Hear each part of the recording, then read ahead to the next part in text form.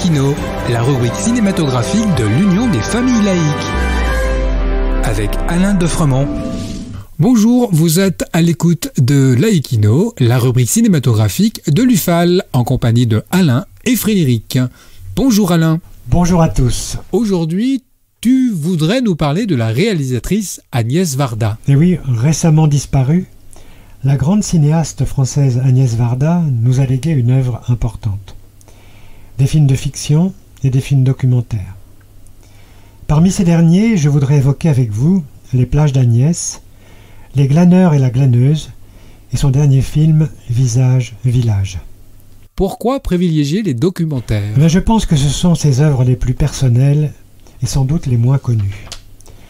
Dans Les plages d'Agnès, on suit la cinéaste sur les plages qui ont marqué sa vie, que ce soit dans l'Hérault, en Vendée, dans les Flandres ou même à Los Angeles. Elle refait, nous dit-elle, le parcours de ses 80 balais ou balayettes. Sa mémoire vagabonde alors de sa vie privée, rencontre avec Jacques Demy, de ses rencontres artistiques, Jean Vilar, Gérard Philippe, Jean-Luc Godard, ou politiques, Fidel Castro, sur les reportages qu'elle a réalisés, sur des images qui l'ont marquée, sur des extraits de son œuvre cinématographique. Avec son humour si particulier, elle nous raconte qu'ayant été conçue à Arles, lui a valu de se prénommer Arlette, qui est devenue Agnès.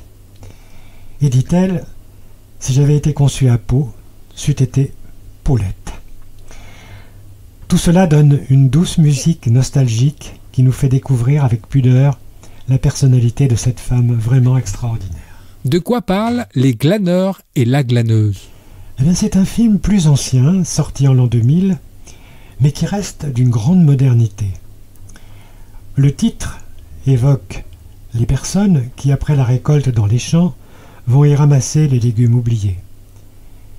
Mais elle élargit le concept en nous montrant ceux qui, à la ville, à la campagne, vont grappiller fruits et légumes à la fin des marchés, ou récupérer de la nourriture dans les poubelles des supermarchés.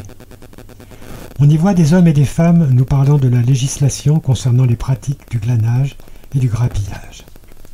Ça n'est jamais dramatique, mais souvent drôle.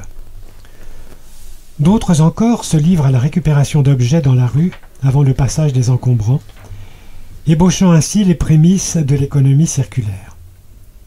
On aura compris que la glaneuse n'est autre que la réalisatrice. C'est un documentaire touchant et drôle, plein d'humanité. Et qu'est-ce qui concerne ce troisième film au titre étrange ? Visage, village est sorti en 2017. Il est co-réalisé avec le photographe JR.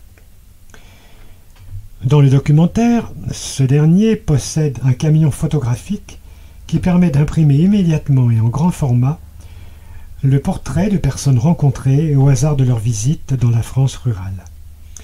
Ils y découvrent des villages fantômes, des usines désaffectées, et vont aller à la rencontre de celles et de ceux qui ont une attache avec ces lieux. Cela donne lieu à des échanges touchants, pleins d'humour, au travers desquels se dessine une France sociale des oubliés. Merci Alain et à bientôt.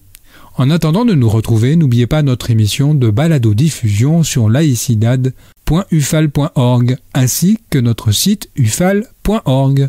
Pensez aussi que nos activités ne sont possibles que grâce à vos dons et vos adhésions. À bientôt. C'était Laïkino, la rubrique cinématographique de l'Union des familles laïques. Retrouvez toutes nos rubriques Laïkino et l'ensemble de nos balados-diffusions sur lufal.org.